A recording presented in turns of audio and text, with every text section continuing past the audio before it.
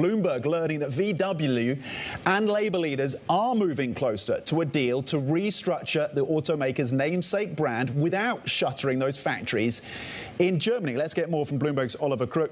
Ollie, you've been following this very closely from day one. What is the latest?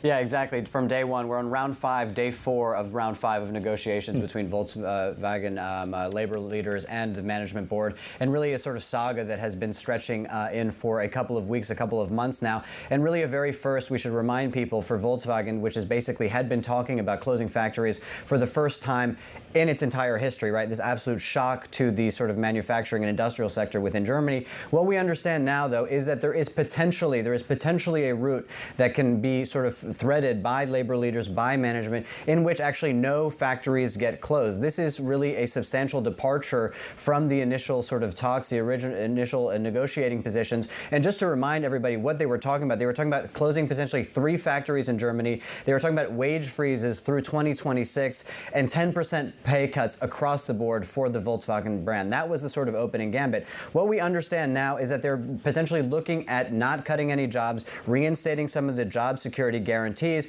looking into the future if they can do some other fundamental restructuring, meaning cutting bonuses to workers. This is going to be one of the planks. Another is going to be sort of moving some of the model assembly and manufacturing from Germany to Mexico, and also shutting down some of the EV manufacturing at some of the plants here in Germany. It is sort of quite a distance. I think it's sort of interesting for Volkswagen to come out and talk about closing 3 factories, if that is something that they are potentially in their negotiations willing to not do.